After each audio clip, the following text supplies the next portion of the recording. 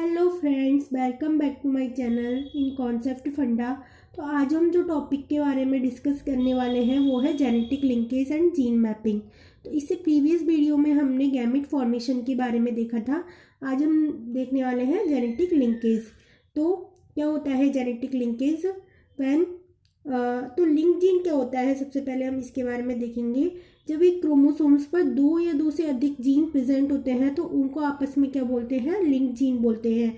When two और more gene decide on the same chromosome they are said to be link gene. ठीक है। और unlink gene किसको कहेंगे? जब दो जीन्स अलग अलग क्रोमोसोम्स पर प्रेजेंट होते हैं तो उनको क्या बोलते हैं, अनलिंक जीन बोलते हैं। तो जब नेक्स्ट जनरेशन में हमारे जीन्स ट्रांसफ़र होते हैं तो अनलिंक जीन का उनके ट्रांसफ़र पर एक दूसरे का कोई भी प्रभाव नहीं पड़ता है। इसी को क्या बोलते हैं, लॉ ऑफ सेग्रीगेशन, जो मेंडल ने दिया था। तो unlink gene assort independently during gamete formation. तो अनलिंक जीन होते हैं वो आपस में एक दूसरे पर कोई भी इफेक्ट नहीं डालते हुए नेक्स्ट जनरेशन में ट्रांसफ़र हो जाते हैं। जबकि जो लिंक जीन होते हैं वो क्या होते हैं, वो आपस में एक दूसरे पर इफेक्ट डालते हैं और साथ में ही ट्रांसफ़र होते हैं। तो आइए देखते हैं और इसके बारे में डिटेल में। तो एक तो होता है कंप्लीट लिंकेज और एक होता है इनकम्प्लीट लिंकेज। तो कंप्लीट लिंकेज क्या होगा?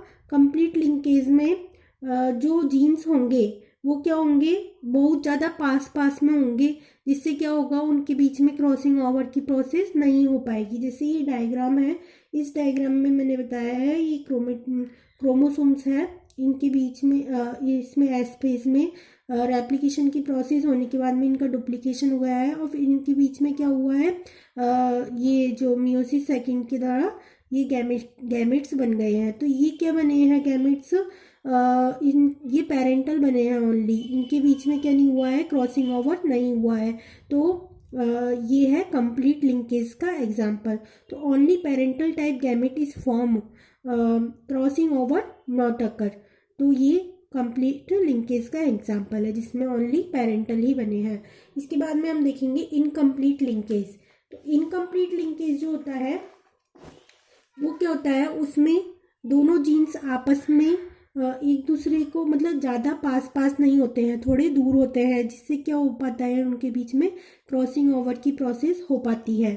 तो ये इनकम्प्लीट लिंकेज का एग्जांपल है। इसमें भी हमने वही दो जीन लिए हैं, ए एंड बी। तो इन दोनों के बीच में क्या हुआ है, क्रॉसिंग ओवर की प्रोसेस हुई है, जिससे ये हमको दो रिकॉम्बिनेंट मिले हैं और दो है पेरेंटल। तो 50% recombinant and 50% parental type gamete is found. ठीक है। तो ये है इनकम्प्लीट लिंकेज का एग्जाम्पल, ये है इनकम्प्लीट लिंकेज का एग्जाम्पल। इसके बाद में हम देखते हैं कि तो इसके बाद में हम देखेंगे calculation of recombination frequency. Recombination frequency किस तरह से कैलकुलेट करते हैं, तो ये भी पूछा जाता है एग्जाम में। तो इस तरह का ये की क्वेश्चन है, उसमें दिया हुआ है हमको पेरेंटल एंड रिकॉम्बिनेंट के बारे में। तो ये जो है ज़्यादा नंबर्स में प्रेजेंट है जो है पेरेंटल, और जो कम नंबर्स में प्रेजेंट है वो होते हैं रिकॉम्बिनेंट। तो ये दोनों क्या है, रिकॉम्बिनेंट। तो रिकॉम्बिनेशन फ्रीक्वेंसी का ये फॉर्मूला होता है रिकॉम्बिनेंट अपन टोटल इंटू 100। तो रिकॉम्बिनेंट कौन कौन से हैं इसमें, 51 + 49 अपॉन टोटल इंटू 100। तो ये 100 तो क्या हो गए रिकॉम्बिनेंट एंड 1000 हो गए टोटल इंटू 100। तो 10% इसकी क्या आ गई, रिकॉम्बिनेशन फ्रीक्वेंसी। इसके बाद में हम देखते हैं कि दो जीनों के बीच में डिस्टेंस किस तरह से देखी जाती है, टू जीन्स के बीच में डिस्टेंस कैसे कैलकुलेट करते हैं। तो जो टू जीन्स के बीच में डिस्टेंस कैलकुलेट करते हैं उसका भी यही फॉर्मूला होता है, रिकॉम्बिनेंट अपॉन टोटल इंटू 100। तो रिकॉम्बिनेंट हो गए 51 + 49 एंड अपॉन टोटल इंटू 100। तो ये हो गया हमारे, ये भी क्या आ गई, 10 सेंटीमॉर्गन डिस्टेंस के बीच में आ गई। तो जो डिस्टेंस होती है इसको हम किस में लेते हैं, सेंटीमॉर्गन में। तो इसके बाद में यदि हमारे दोनों जीन्स के बीच में डिस्टेंस ज़्यादा होती तो हमको क्या मिलते, रिकॉम्बिनेंट ज़्यादा मिलते, और उनके बीच में डिस्टेंस भी क्या आती, ज़्यादा आती। तो जैसे कि 50 सेंटीमीटर अगर हमारे दोनों जीन्स के बीच में डिस्टेंस होती तो हमें रिकॉम्बिनेंट का नंबर क्या मिलता, ज़्यादा मिलता। तो जब जब दो जीन्स पास पास में प्रेजेंट होते हैं, जैसे कि ए एंड बी दोनों पास पास में प्रेजेंट होते हैं, तो उनके उनके बीच में क्या नहीं हो पाता, क्रॉसिंग ओवर नहीं हो पाता, तो रिकॉम्बिनेंट का नंबर नहीं मिलता है, ओनली पेरेंटल ही मिलते हैं। और यदि दो जीन के बीच में डिस्टेंस ज़्यादा होती है तो हमको रिकॉम्बिनेंट का नंबर क्या मिलता है, ज़्यादा मिलता है। तो इसके बाद में हम जो देखेंगे वो देखेंगे 3 पॉइंट टेस्ट क्रॉस के बारे में। हम 3 पॉइंट टेस्ट क्रॉस के बारे में देखेंगे कि 3 पॉइंट टेस्ट क्रॉस कैसा होता है। तो ये वाले जो क्वेश्चंस आते हैं ये काफ़ी ज़्यादा आते हैं, मतलब हर साल इसका एक क्वेश्चन इस तरह का आता ही है एग्ज़ाम में। और ये जो क्वेश्चन आता है वो आता है 4 मार्क्स में, तो इसके बारे में भी हम देखेंगे। तो इस तरह का हमको एक क्वेश्चन दे दिया जाता है और उसके बाद में हमसे इस तरह के क्वेश्चंस पूछे जाते हैं इसमें से ही कि इसका जीन ऑर्डर क्या है, जीन ऑर्डर निकालिए, सिंगल क्रॉसिंग ओवर फ्रीक्वेंसी निकालिए between gene A and C, and distance between gene B and C. तो इसमें 3 क्वेश्चंस के बारे में पूछा हुआ है और हमको ये क्वेश्चन दिया हुआ है। तो आइए देखते हैं इस टाइप के क्वेश्चन कैसे सॉल्व किए जाते हैं।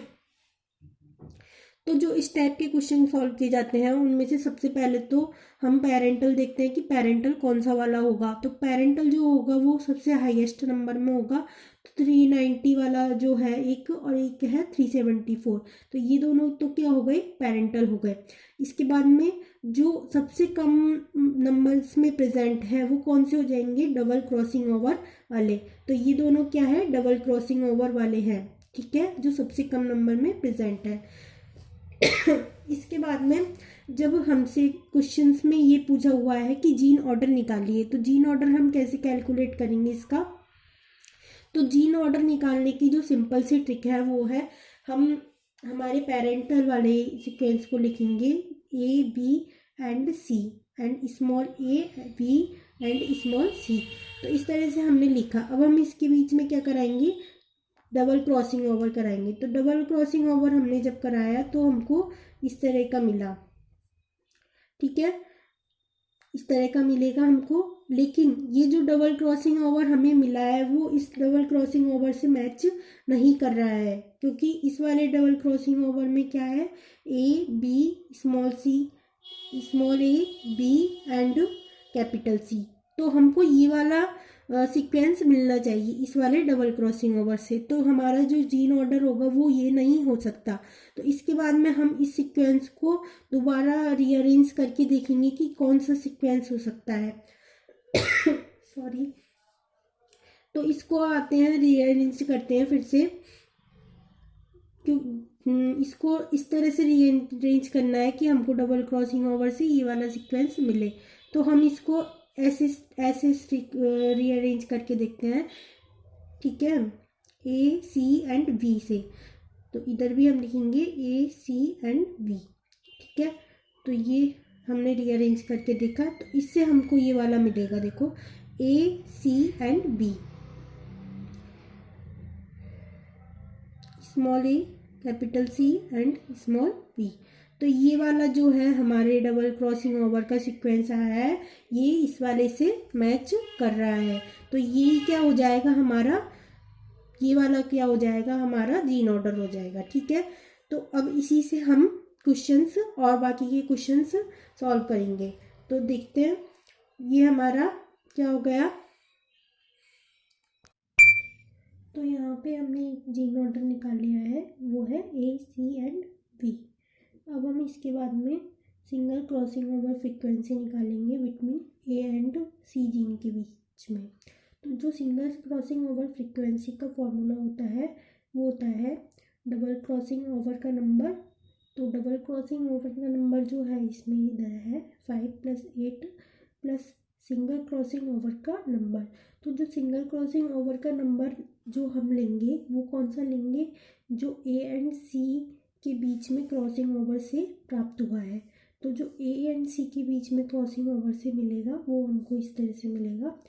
ये हमने पेरेंटल वाला लिया ए सी एंड बी, एंड ये हमने ये वाला भी है हमारा पेरेंटल वाला। तो इससे इनके बीच में क्रॉसिंग ओवर होगा तो हमें ये मिलेगा capital a small c and small b, small A capital C and capital b.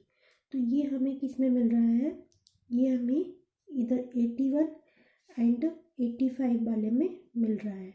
तो हम इन दोनों का नंबर लिखेंगे 81 प्लस 85 अपॉन टोटल।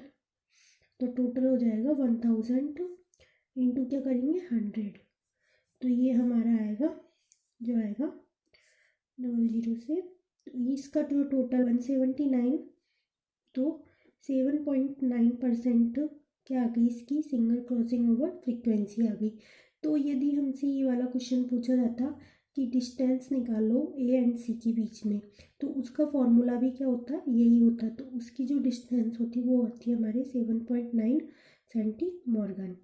तो अब हमारे तीसरा जो क्वेश्चन है वो है distance between gene B and C. तो जो हम जीन बी एंड सी के बीच में डिस्टेंस निकालेंगे वो कौन से फॉर्मूले से निकालेंगे, वो निकालेंगे हम इस तरह से।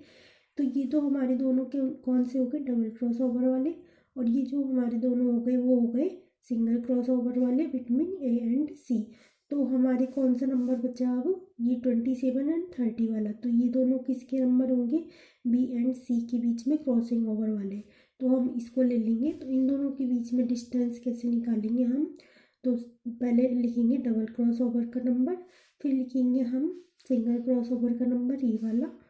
तो 27 प्लस 30 एंड देन लिखेंगे हम टोटल इंटू क्या लिखेंगे 100। तो हम लिखेंगे इस तरह से, इनका जो नंबर होगा वो होगा 70 आएगा इनका नंबर, एंड 1000 इंटू 100।